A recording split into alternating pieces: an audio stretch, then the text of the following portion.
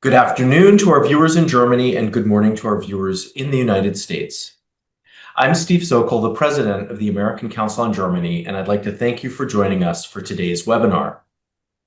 In early May, the CDU politician Friedrich Merz won a vote in the Bundestag to become Germany's new chancellor. Having just passed the first 100 days in office, this is a good moment to take stock of Merz's performance and that of his new coalition government. Not all of the policies that he had talked about are in place, but certainly we have some insights regarding the tone and tenor of the new government, as well as the priorities and some of the political dynamics which are coming into focus. For Friedrich Merz, the first 100 days as chancellor have been particularly significant. He's leading a coalition government of Christian Democrats and Social Democrats, which in earlier iterations, of course, was known as a grand coalition. And this is a period of economic uncertainty, geopolitical tensions, and rising populism at home. To help us evaluate how Friedrich Merz and his coalition have performed so far, and to anticipate with us a little bit of what to expect on the horizon, I'm pleased to welcome political scientist Hans Kundnani. He's a visiting professor at the London School of Economics, as well as an Open Society Ideas Workshop Fellow. And previously, he served as the director of the Europe program at Chatham House. Hans, it's always great to see you. Thank you so much for joining us. Thank you for having me. I'm looking forward to the discussion. So I'm really looking forward to our conversation as well. And I thought maybe we could start by having you just outline in broad brushstrokes what your assessment is of Friedrich Merz and his new coalition government roughly 4 months into office. Yeah. So, we had this discussion, Steve, back in May, on the day of the election, actually, in New York. And I remember that one of the things I was saying, and I kind of wrote a couple of pieces at the time along these lines, was that,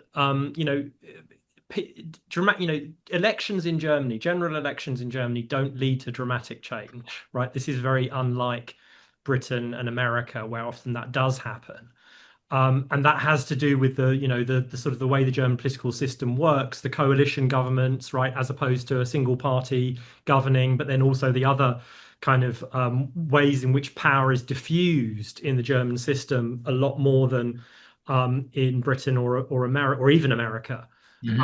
And so even when the government's not a grand coalition, I sort of often feel as if it sort of becomes a de facto coalition anyway, because of the way that you do have to essentially govern by consensus in Germany in a slightly different way than in Britain and America. And so, what I basically said was that, the Merz government is going to be a lot more like the Scholz government than a lot of people think or hope. And by the way, when Scholz took over from Merkel, I also said that I think the Scholz government is going to be a lot more like Merkel than we might have hoped or thought. And I have to say, I think that's been kind of borne out. I mean, it is only 100 days, right? And it's a slightly artificial kind of moment at which to assess the new government. But it does, my overwhelming kind of impression is that this Merz government feels a lot more like the Ampelkoalition, the traffic light coalition led by Scholz, than a lot of people were expecting. What I mean by that is, in particular, the fights between the two coalition partners. Merz came into government basically promising to be the opposite of that, right? To have a new era of sort of decisive leadership without these constant squabbles that you had in the Ampelkoalition. 100 days into this, it feels like we're, exactly back to those kind of squabbles. We can talk about, some of the specific fights, often about, not big picture policy issues, but for example, about this question around a new Constitutional Court judge. Constitutional Court justice, exactly. But it does seem as if at least the sort of relationship between the two parties is already quite fractious.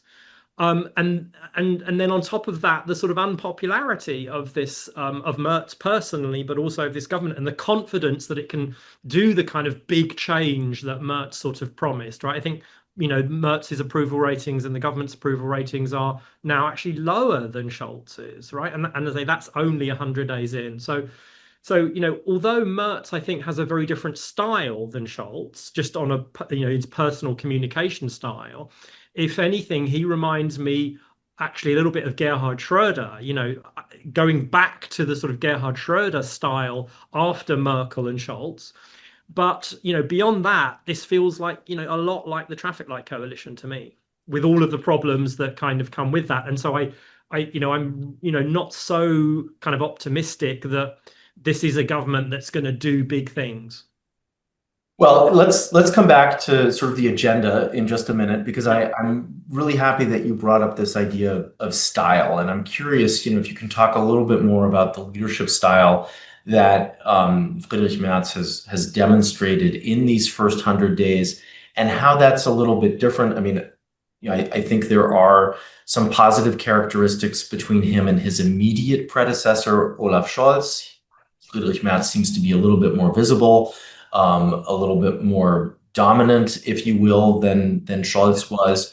But I think it's also interesting to compare Friedrich Merz with the last CDU chancellor, Angela Merkel, who was also trying to strive for consensus-driven Yes. politics in her leadership over 16 years.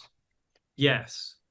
You're absolutely right that Merz, tries to project a different style. I think that's part of his kind of the brand that he's created. Since he made his comeback, he sort of left politics for a while and was in the private sector, and then when he came back, I think he did set himself up in many ways as the anti-Merkel in some ways. So I think that's right, and it's interesting you use the word dominant because yes, he I think he sort of tries to project this kind of image of being decisive and so on.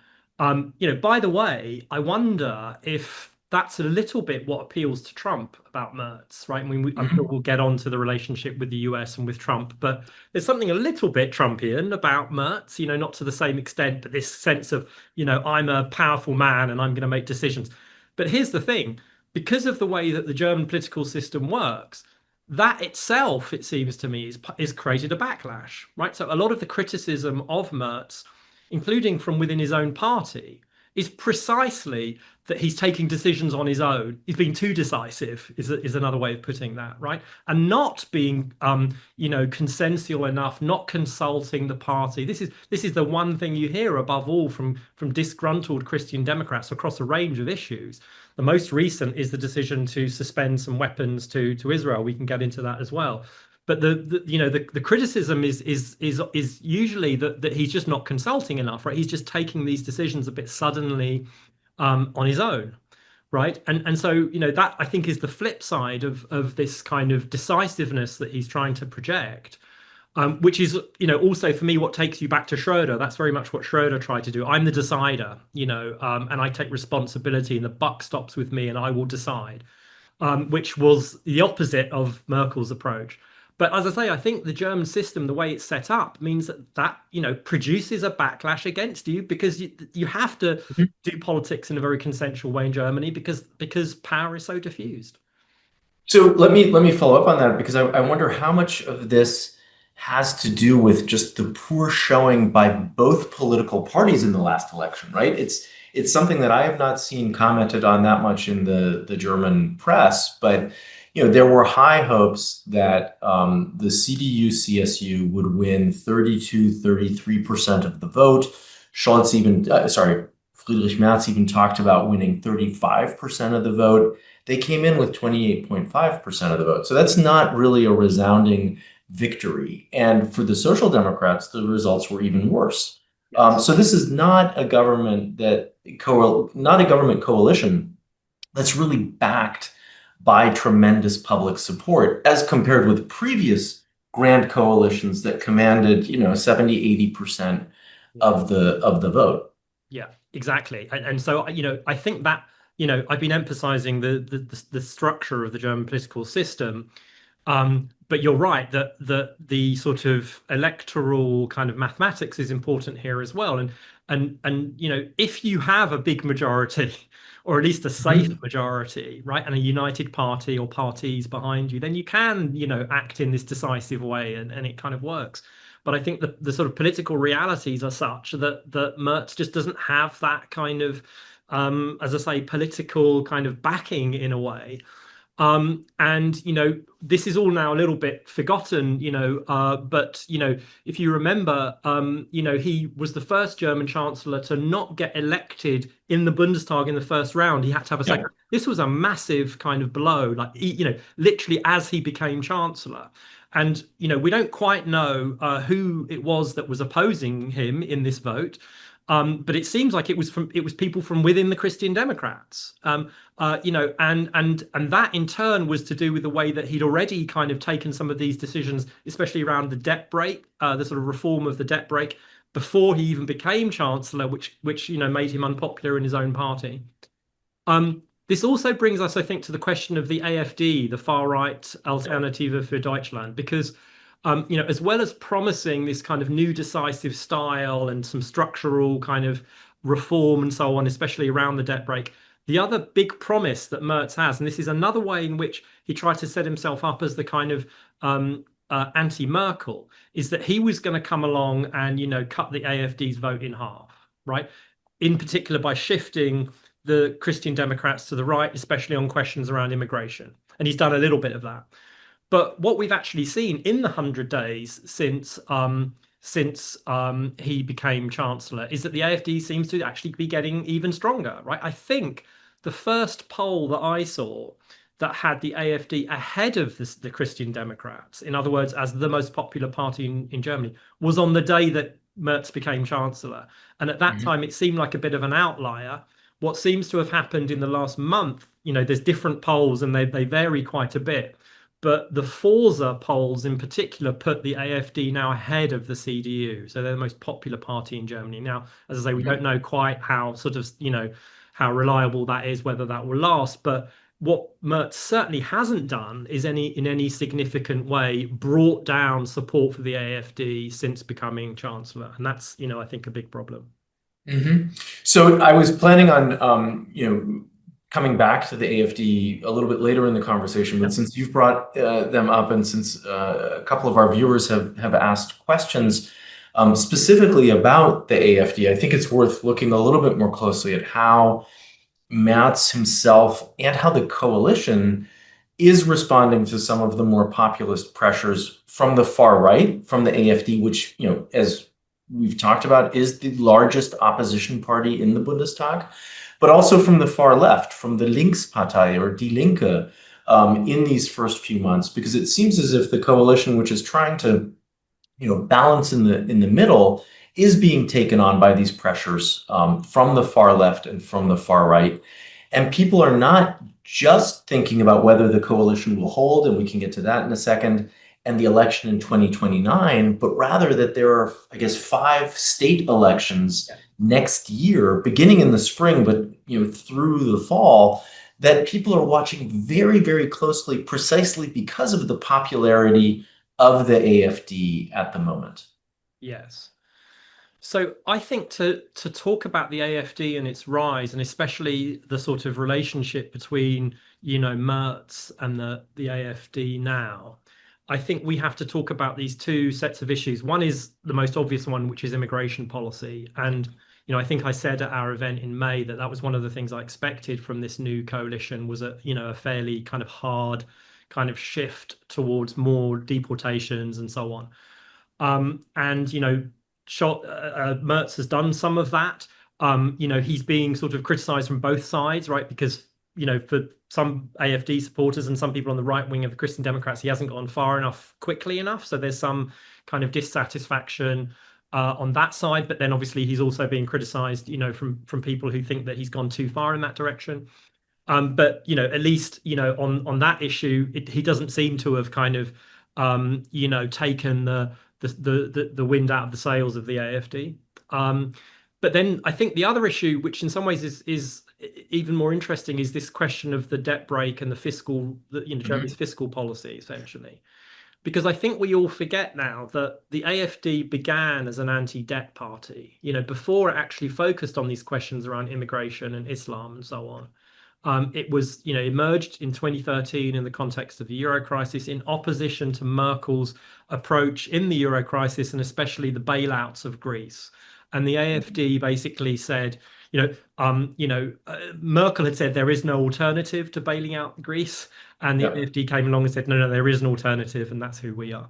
And then after 2015, after the refugee crisis, when the AfD was kind of fighting internally and almost looked like it was going to kind of fall apart, it kind of had this second life. The refugee crisis gave it a kind of a lifeline almost, and it reinvented itself as, a much more obviously far right kind of anti-Islam, anti-immigrant party. But as I say, that kind of fiscal hawkishness kind of remains within the AfD. And I Mhm. think what's happened since Merz became Chancellor, and especially since, he ran on the promise of maintaining the debt brake, but then, you know, immediately after the election and before even becoming Chancellor, he reached this compromise with the SPD to not get rid of the debt brake altogether, but to create these two kind of exceptions to it. One was around defense spending, and the other was around an infrastructure fund, a 50 billion euro infrastructure fund. And that was seen by a lot of people on the right, the kinds of people that are in the Christian Democrats, but kind of drifting towards the AfD as a kind of a betrayal and as an abandonment of these very fundamental kind of this very fundamental kind of commitment to fiscal responsibility that the Christian Democrats, think they stand for. And so my sense is that that is part of what's going on as well in terms of this further surge of the AfD, is it's not just around the question of migration. It's also around the sense that, Merz has abandoned, the traditional Christian Democrat commitment to fiscal responsibility. Mhm. I mean, I think you've raised two really important points, right? Migration policy, and we can talk a little bit more about that because that's also something that's been divisive within the coalition government at the moment and is worth mentioning. But then also looking at the debt brake and at financing. But I guess that there's sort of a third component, which I think has contributed to support for the AfD, and that has been the state of the economy. Yes. And I think it's important then in this regard to also talk about sort of the Wirtschaftswende or the transition and transformation of the economy, which is something that Friedrich Merz promised and where the economics minister, Katharina Reiche, has also made promises.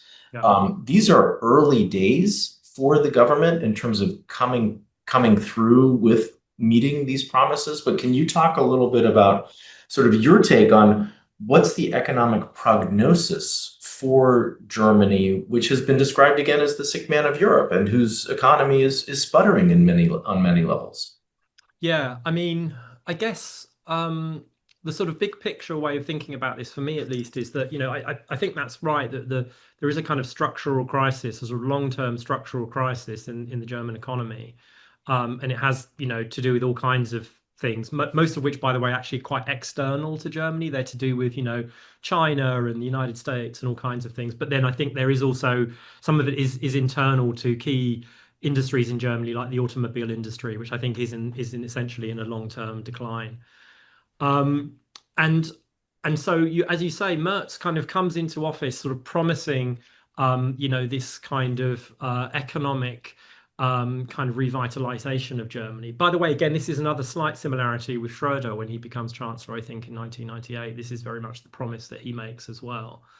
And I guess there are sort of essentially, I mean, this is maybe a little bit reductive, but there are roughly two ways of looking at this, a sort of left-wing way of looking at this and a right-wing way of looking at this. The left-wing way of looking at this is to say that the way that you actually try to turn the German economy around is through, greater investment, essentially.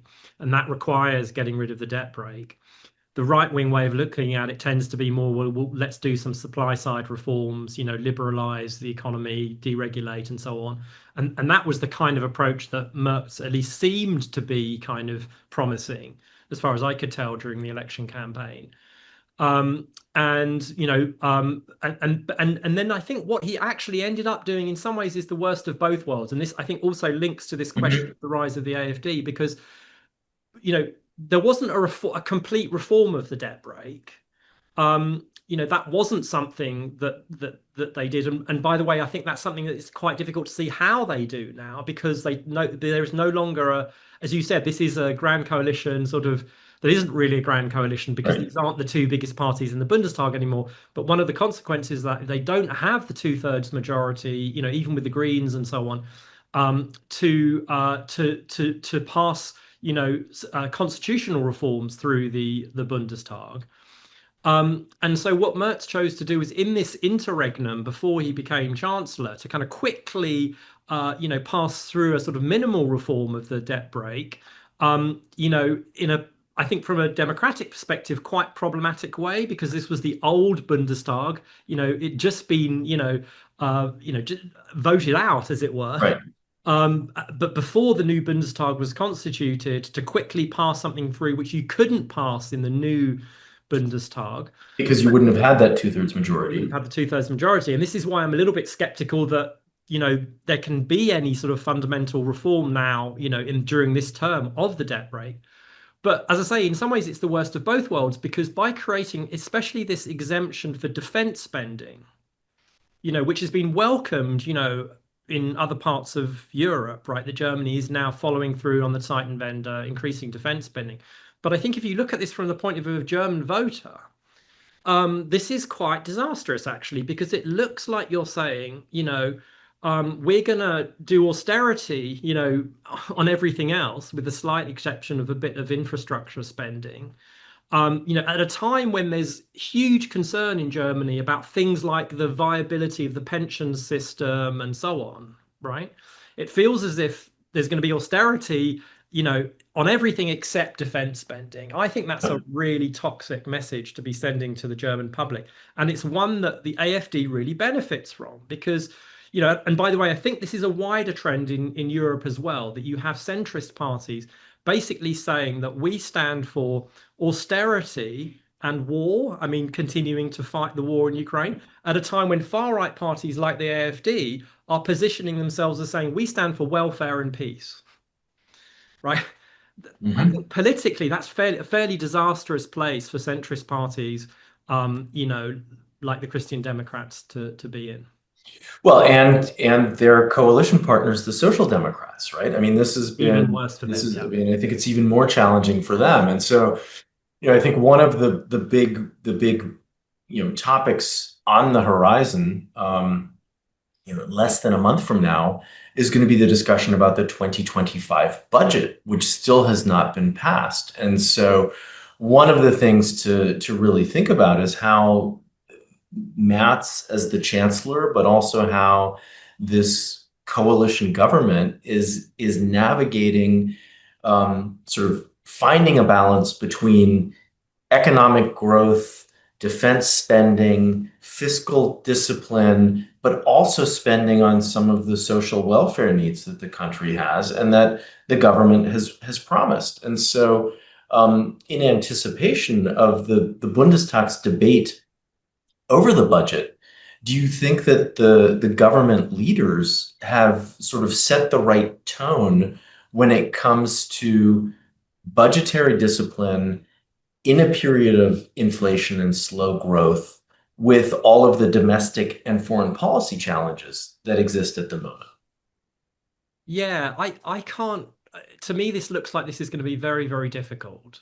I get, I guess what they're going to have to sort of square is, or reconcile is three things, right? The domestic spending needs, whether that's infrastructure or education and all kinds of things. Um, uh, then the debt brake, which, as I say, still exists. There are these exemptions to it that have been agreed, and then the external, basically the defense spending, Right. where Germany's under pressure, from its, European partners and NATO allies. And I think I don't quite see how you do those things at the same time. I think something's got to give. It's I suppose it's a kind of a trilemma, right? You could imagine doing lots of spending on defense and the domestic stuff like infrastructure and education and everything else if you totally got rid of the debt brake. You can equally imagine somehow keeping the debt brake, doing the defense spending because that's now sort of exempt, or at least a large chunk of it is exempt. But then you can't do the domestic infrastructure, education, and so on spending.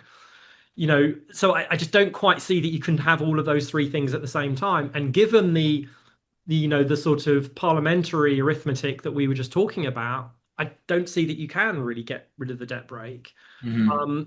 And so it seems to me kind of difficult to see how you do this. And then finally, on top of that, that's the sort of, how do you sort of just kind of rationally make this work? But then there is also this element of you know, the sort of relationship between the Christian Democrats and the Social Democrats and how willing they are to kind of talk to each other and work with each other and make compromises. And that sort of matters too.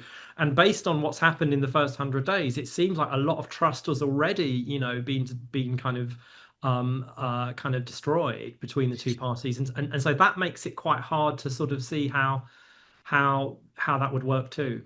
So let's maybe talk a little bit about that, right? I mean, you have shared sort of some of the overarching campaign promises, if you will, that Friedrich Merz made when it came to migration policy, for example, but also in other areas. Um, Obviously, in the first 110 days, it's hard to fully deliver on campaign promises, and that's not the expectation of anybody. But do you feel that he's coming close to delivering on some of these promises, or do you think that some of the compromises that the Christian Democrats have had to reach with the Social Democrats have actually constrained his agenda as chancellor? I'm not really sure, to be honest. I mean, it's been a funny period because it's also been the summer, right? So Mhm. the first 100 days have largely overlapped with the summer. It was what, the end of May, wasn't it, that Yeah, the government was formed? yeah. So maybe, I mean, as I say, 100 days is in any case, as you suggested, sort of maybe a little bit sort of too soon to kind of draw any real conclusions, and maybe it's a little bit arbitrary. But then on top of that, I think the Sommerpause, as they call it in Germany, it sort of means that maybe we should have even lower expectations in terms of what can be achieved in the first 100 days. Um, but it does feel fairly kind of minor. The steps that have so far been taken. I think the Merz government says something that they have a number they quote in terms of the number of measures they've taken and so on, but none of them really kind of stand out as being big game changers, especially on the economic side, where as you and I have discussed before, Steve, it does seem as if the challenges for the German economy are quite huge, and require some quite big, responses. And nothing that I've seen so far, they've been small tax cuts and so on, Right. but nothing that I've seen. Maybe I've missed something. Maybe you've seen something I haven't, but nothing I've seen sort of makes me, have a huge amount of confidence that there's anything there's already been done that hasn't yet kind of had its effect. Um, I don't quite see that. I mean, I think the only areas maybe in migration policy and the debate over closing the borders and having border controls and things like that, where there's something visible, right, for people to see. Right. But up to now, there's been very little that's tangible, and I think that this is one of the things that the AFD is able to benefit from. That's right. I mean, but even if there had been um, a let's say the Merz government could point to some actual hard figures that showed a massive drop in the number of people applying for asylum, or a massive increase in the number of people who've been deported. Even if that were the case, I think there's a fairly, strong consensus among academics who work on these questions, political scientists and so on, that this doesn't work anyway in terms of Mhm. kind of trying to, win back voters who've drifted to the AfD. As I say, most political scientists say that this strategy never really works. Mhm. Sherry Berman, who was on our panel in New York, I Right. think I think would say that the problem is now that that ship has basically sailed, that those voters have now left the CDU for the AfD, and you don't win them back by getting tougher on immigration. If anything, you probably strengthen the AfD, because what you're doing each time you make some big announcement about tackling migration, increasing deportation, is the political debate is shifting onto the ground that the AfD likes. And so it actually ends up benefiting them rather than the centre-right party in this case. I mean, I do think that there are some people who would argue that the AfD is sort of at the highest that one expects them to be at the moment, and that the number of people who support the AfD in polls are doing it as a protest voice rather than something that they would actually do on election day. But one doesn't really know that.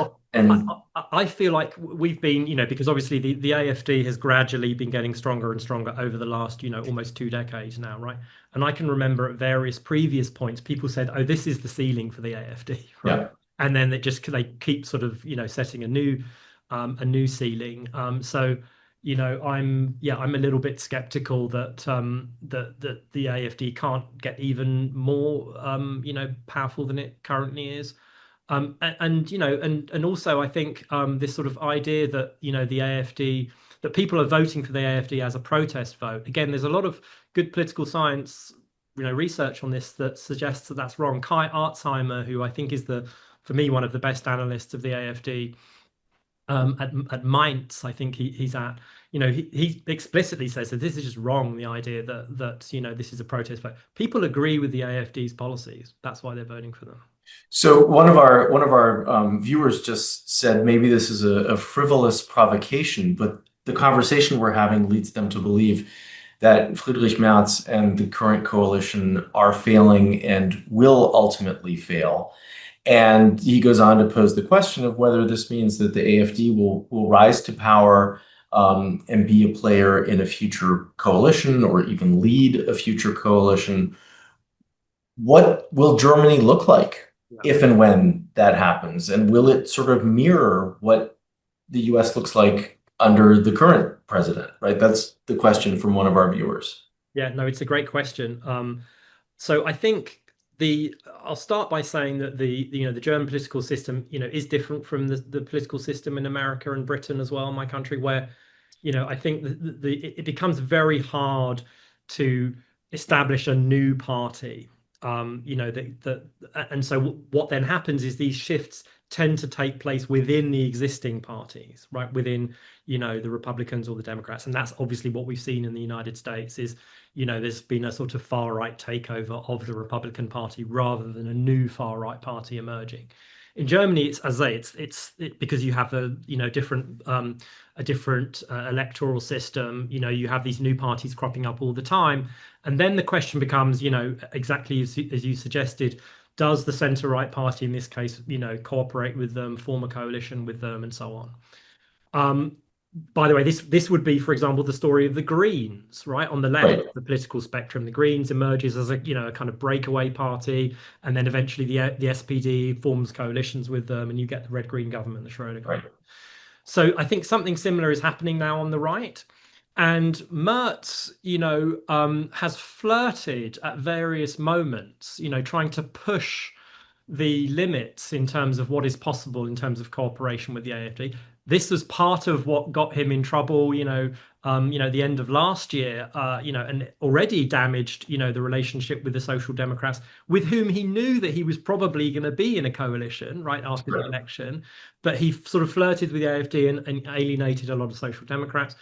And what keeps happening is that, Merz keeps sort of pushing this a little bit, but then there's a massive backlash and he kind of pulls back. There is now a faction within the Christian Democrats, and the leading figure in it, at least intellectually, is Andreas Roeder, the historian, again at Mainz University, who's a sort of leading sort of intellectual figure really within the Christian Democrats. And he's saying, look, this whole kind of idea of the firewall, a Brandmauer, where you just can't cooperate with the far right at all, This is like boxing us in as the Christian Democrats because it means we have no alternative, potential alternative coalition partners apart from the SPD. And that's why when we have the coalition negotiations with the SPD, we end up having to give away so much because we don't have any alternatives. We can't walk away Right. from this, right? So we have to open up the possibility of cooperating with the AfD just to strengthen our own position relative to the Social Democrats, right? Now, that's still quite a controversial position. I think it's worth, if you look at other European countries, let's take the Netherlands. This is normal in the Netherlands, right? The far right party is in a until it quit very recently, was in a coalition government with three other parties. So they have a much lower bar in terms of this idea of cooperating with far right parties. In Germany, it's still a taboo. But my overall sense is that, the political realities will determine this, right? That as the Mhm. AfD gets stronger, I think there comes a point where you just can't, the Landmauer just doesn't work anymore. And so I think that there will be this it might take a while, but there will be this gradual process of sort of cooperating more and more with the AfD. At the same time as I think something else happens, which we've already hinted at, which is that the centre right party, tries to take on a lot of the agenda of the far right party, right? So you potentially get a situation where even if the AfD are not in power, Right. shifted the agenda so much. Right. I'm old enough to remember Margaret Thatcher in Britain, and this is a little bit what Margaret Thatcher did quite successfully in Britain. So I think it's a bit of both of those things is what I think probably will happen in Germany. One final footnote on that is there is now, this question of whether the AfD, which has been getting more and more radical, right, over the last, few Right. years or so. This is one of the ways in which it's very different from far right parties in other parts of Europe. If you take, say, Meloni or even Le Pen in France, they've both at least selectively been becoming more moderate. The AfD is becoming more radical. It's Mhm. moving in the Mhm. opposite direction. And so now you have this debate since last year about whether the AfD should actually be banned. And I think the Social Democrats are sort of moving in that direction, and so that may be an issue which kind of comes to a head as well. But Yeah. very difficult to see how you do ban a party which is the second or even the first most popular party in the country. It sort of inevitably seems a little bit anti-democratic. It does, and I mean that's certainly one of the big debates for observers here in the U.S. when they look at Germany. But even one of the internal debates in Germany, as you touched on, that's certainly going to be a topic that's worth watching. As is how the AfD has been declared as a radical party, as an extremist party in several German states, and that has been an effort to sort of marginalize them as well, or certainly has led to their marginalization. I'd like to maybe ask you, one more question about the CDU, then one about the SPD, and then talk a little bit about some of the foreign policy Yeah. implications that we've touched on, because we haven't gotten there yet. But I guess the first question about the Christian Democrats and where they are, given everything that you've talked about, um, you've mentioned that there's some dissatisfaction within Christian Democratic ranks of Friedrich Merz and of the current government. To what degree do you think that he is sort of managing some of the internal party dynamics well and trying to, I guess, recalibrate the expectations of the CDU, CSU base and the conservative wing of the party, given what's going on the far right with the AfD, while being in a partnership with the center left Social Democrats? Yeah, I mean, my sense is, I mean, if you sort of look at the German media, a lot of the discussion around the sort of 100 days, the assessment of the 100 days, has been around sort of Merz's communication failures, and that's what a lot of people kind of emphasize. And I think my sense is that he hasn't really kind of. I think he's doing what the German system requires him to do, which is to kind of triangulate a little bit and be pragmatic and compromise and so on. But what I think he hasn't really been able to do in relation to his own base is sort of communicate why he's doing this or what the strategy is. So I think it seems a little bit haphazard, and that's my sense of the when the as I say in the German media, the sort of Christian Democrats who are sort of disgruntled, Mhm. dissatisfied with Merz, this tends to be what they say is they don't kind of really they find him unpredictable and they don't quite understand why he's doing these things, whether it's, as I say, on the debt break or whether it's on, weapons to Israel. They sort of feel a bit blindsided, basically. Mhm. Then I also wanted to ask you about the SPD. We've sort of touched on the SPD. Obviously, the Social Democrats are the junior coalition party in this coalition of And Christian a Democrats, very junior coalition. and well, a very junior party given how they came out of the election. But as you said yourself, since the Christian Democrats had so few options when creating a government, this gave the Social Democrats a huge leverage in the creation of the coalition agreement.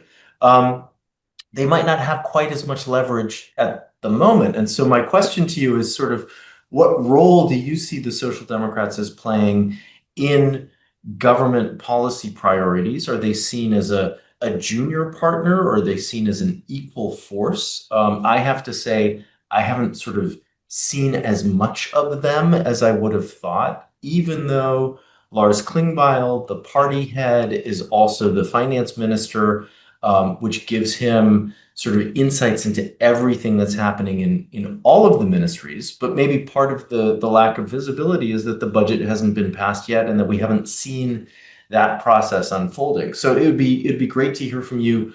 What sort of a leadership role do you think the Social Democrats are playing, and how influential are they? Yeah, I think the way you described it was right, that the SPD had this kind of leverage during the coalition negotiations, which they used reasonably well, and they won some concessions, which has sort of caused some problems for Merz. And I think that partly explains why Merz, um, you know, personally, but then also under pressure from his own base, tends to want to keep relitigating things that actually have been agreed, right? So, for Mhm. example, we mentioned in passing earlier on this question of this constitutional court justice, right? Yeah. That was something which had been agreed with the Social Democrats, and then what happens is the Christian Democrats kind of say, actually, no, we're not going to support this person. So there's this kind of constant sort of temptation to, because they don't, they feel that they got kind of a bad deal in the coalition negotiation, to keep sort of reopening those questions. And there's not much that the SPD can really do about that. So I think you're right that there was this sort of moment of leverage, and now the SPD is sort of, a little bit weaker. I think Lars Klingbeil, in a way, is in a somewhat similar situation to Merz himself, which is that he is able to work quite effectively with Merz in a way that, by the way, reminds me of, in the Angela Merkel, when she was Chancellor, her four electoral periods, three of those four were grand coalitions. Right. Until that moment, until 2005, when Angela Merkel became German Chancellor, there'd only ever been one grand coalition in the history of the Federal Republic, and it was deliberately seen as an exception and so on. Merkel made it the norm, right? And in her first grand coalition, Olaf Scholz was the finance minister. Right. Right, so there's a way in which I think this is a similar kind of pattern. Klingbeil, finance minister in a Merkel, sorry, in a Christian Democrat led coalition, and I think he ends up having, as I say, a somewhat similar problem to Merz, which is that, although he's cooperating quite effectively with Merz, he is very, very unpopular now in his own party and among the base of his party. So, the Christian Democrats think that, that Merz made too many concessions to Klingbeil during the coalition negotiations. The SPD now thinks that, Lars Klingbeil is basically in Merz's pocket and is not really having any influence on the government. So I think he's also now in quite a weak position as well, Klingbeil. Mhm. I mean, it's going to be very interesting to see how those roles play out in the weeks and months ahead. Um, so shifting to foreign Yeah. policy, Friedrich Merz came into this role with Europe really sort of being part of his DNA, right? He was a member of the European Parliament very early in his political career. About a month before the election, he held a big foreign policy speech and talked about re-engaging with Paris and Warsaw and building trust with France and Poland, Germany's immediate neighbors. But he's also a transatlanticist, having been the chairman of Atlantikbrücke for many years. As you look at Friedrich Merz, who's been described as the Außenkanzler or the foreign chancellor, foreign policy chancellor, can you talk a little bit about some of the priorities that you see coming into focus for him in his role as the German chancellor? Obviously, we've talked a little bit about the war in Ukraine and the conflict in Gaza and how Germany's position is evolving on both of those crises. But much more than that, where do you see Merz's foreign policy priorities as the Bundeskanzler? Yeah.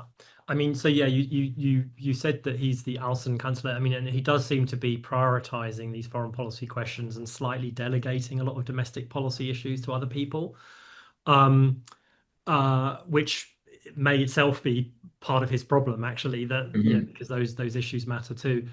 And I think this is unusual in the sense that I think overall the pattern has been that chancellors tend initially to focus on domestic questions and delegate some of the foreign policy questions, and then they tend to gradually start to take a bigger role in foreign policy the longer they're in power.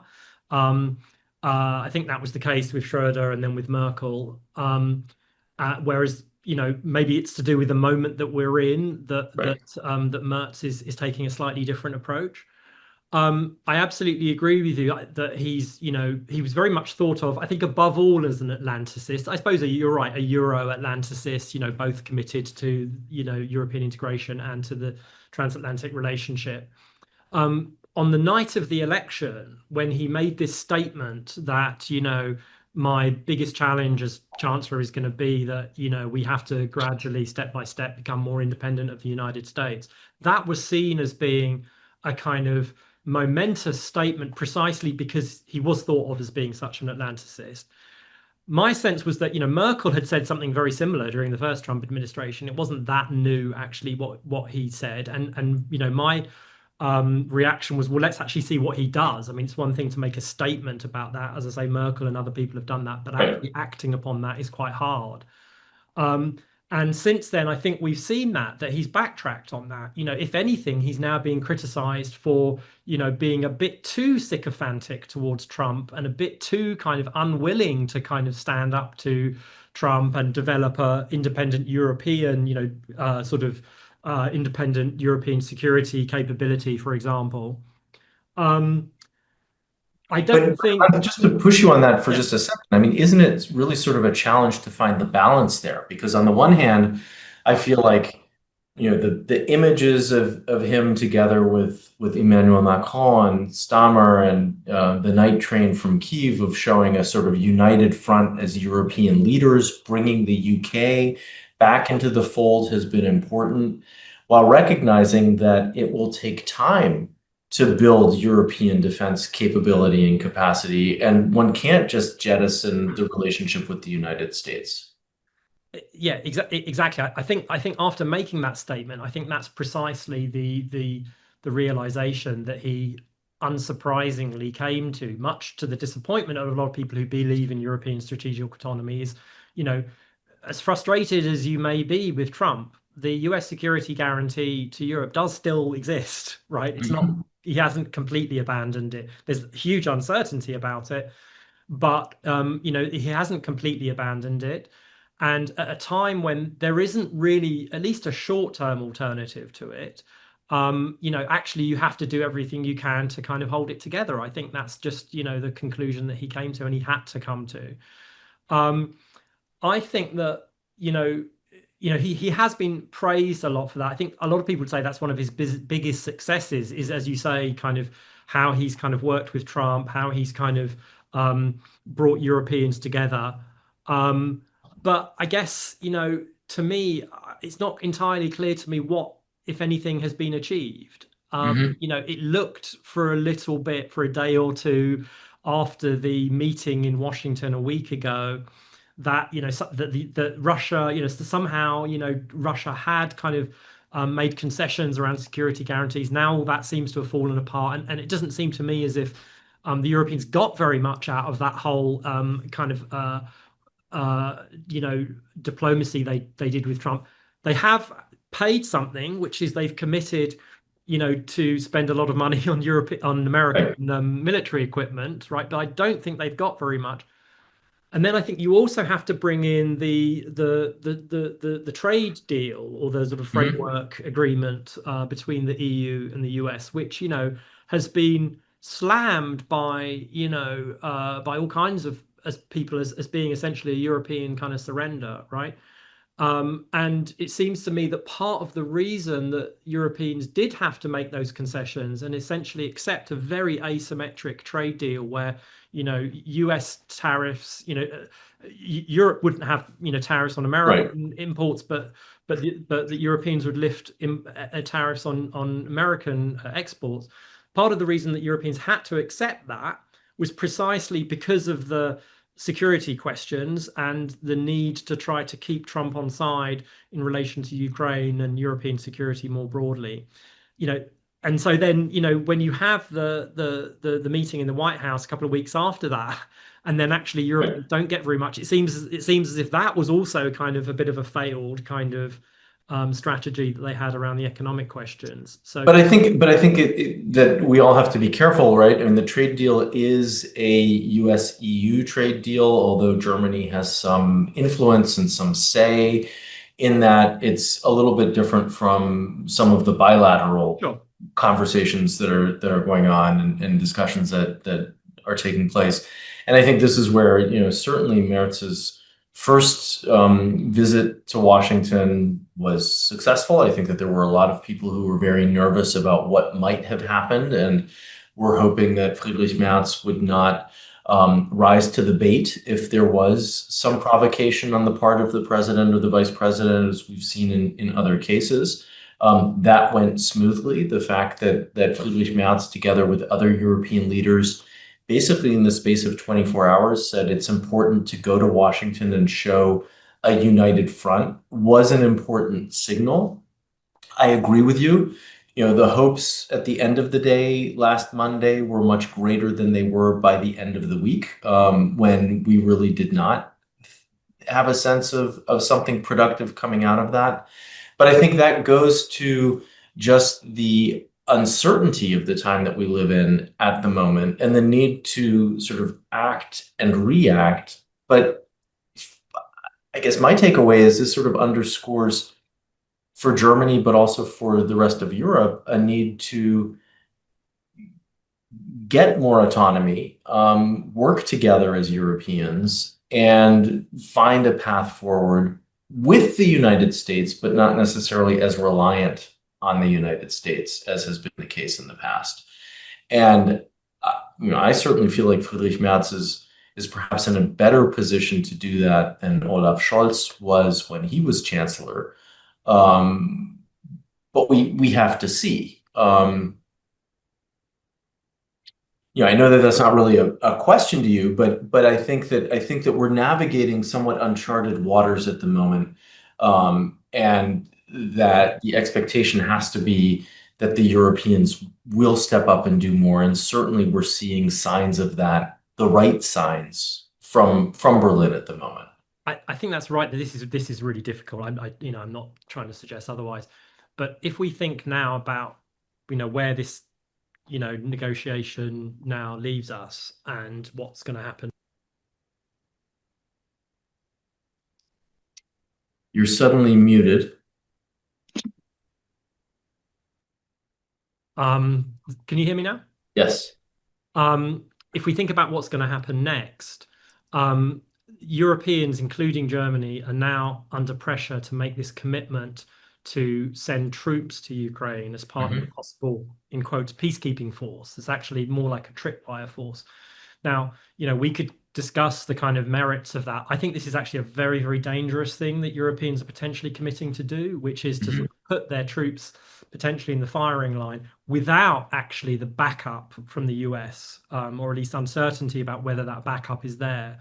So, you potentially have a situation where, German soldiers, let's say, are killed in that scenario, and then Germany has to either just kind of do nothing, or basically go to war with Russia with Right. the backing of the United States, which is a very Right. scary prospect. But even if you put that aside, just politically, I think this is really, really difficult, especially for Germany, right?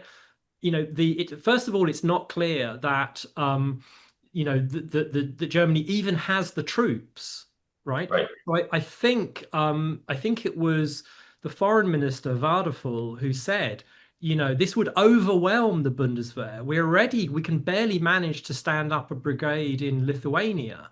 If we now have to, produce thousands of troops to send to Ukraine, this is just going to overwhelm the Bundeswehr. They're having real trouble recruiting people to the Bundeswehr. One of the big issues in the last couple of days in Germany is this new reform of the of military service. They're trying to essentially, in a soft form, go back to having military service, which they abandoned, only a few years ago. So there's a sort of technical question about whether Germany can actually, fulfill these commitments, which Merz is sort of putting himself in a position where he sort of has to. But then also politically, again, this is really toxic in Germany, I think. I think potentially this can be really politically disastrous in Germany. And this is where, you say he's in a bit better position to do this than Scholz. I think from the point of view of making this happen, I think that's right. But I think Scholz was more attuned to the German public Yeah. kind of hesitations and Yeah. anxieties about this. And I think that's kind of important. So Yeah. I guess what I'm saying is, I think this might come back to and get Merz in trouble, actually. I think he might be putting himself into quite a difficult position that he can't actually fulfill the commitments that he's basically, setting up. Yeah, I mean, I agree with you. In terms of having sort of a bead on the anxieties of the German people, I think that Olaf Scholz was closer to that than Friedrich Merz, who sometimes feels a little bit more distant to, what's going on in the undercurrent of current society. Sorry, just to add and to come back to the AfD, I would suggest committing to send German troops to Ukraine is a great way to boost the AfD. Yeah. I mean, related to that, one of our viewers is curious whether support for Ukraine is declining among Germans, and whether you can talk a little bit more about some of the reluctance to sending troops to Ukraine, which I think is probably not likely for Germany, but something that certainly the French and the British have talked a little bit about. And then I have a final question for you. Yeah. Okay. So on the question of German support for Ukraine, I haven't looked in detail at German polling on this. Yeah. I don't think there's a dramatic fall off in support, but I think the German public's attitude has always been, we support Ukraine, but then there are a bunch of things that we don't really want to do. Even if we support other people doing them, we don't really want to do them because, various kind of complicated reasons to do with German history and identity and so on. And I think troops is one of these things. This seems like this could potentially, be really difficult politically if Merz were to kind of commit to doing that. Mm-hmm. Having said all of that, and this is what makes this whole debate a little kind of unreal in a way, is that it's not entirely, I mean, the Russians have been very consistent, and they've said this again since the meeting in the White House, that's a red line for them, European troops NATO troops in Ukraine. So in a way, this whole thing is a little unreal. And I slightly wonder if even the countries like Britain and France that are leading on this and are committing to this, they kind of know this is never going to happen, which is maybe why they're committing to doing it. Well, but what's interesting too is the semantics of it, right? I mean, no NATO troops, and then people saying, well, these wouldn't be NATO troops. They would just be troops from countries that are from NATO member states. I mean, I think the Russians have been fairly clear that it's NATO countries. Yeah. And this is, again, I mean, this takes us down a little bit of a kind of tangent, but it's really interesting. As I say, the Russians have been saying that they wouldn't allow this. I've always wondered if you believe, as a lot of people do, that Putin's goal is to destroy NATO. It seems to me this would be a pretty good way to do it, actually, to agree to having these troops, knowing that there's a good chance that the US is not actually going to support them if some of them get killed. And then then what you've done in a way that, by the way, hasn't happened in Ukraine itself, because Ukraine is not a NATO country, right? So whatever happens in Ukraine, I don't think it actually does have that many consequences for NATO itself. But if you start to have troops from NATO countries being killed in that conflict, and the Yeah. US doesn't respond, then I think that is kind of the de facto end of NATO. So this is, I think, Right. very, very dangerous kind of commitment that Europeans are potentially making. So Hans, as we come to a close, I guess I have one question, a final question that sort of brings together some of these foreign policy Yeah. considerations with some of the domestic policy considerations. There is obviously sort of choppy water on the international arena that Friedrich Merz has had to navigate, and we talked a little bit about his being described as the Außenkanzler, and certainly being out and about when it comes to foreign policy issues and perhaps delegating some of the domestic policy issues to others and not being front and center with that.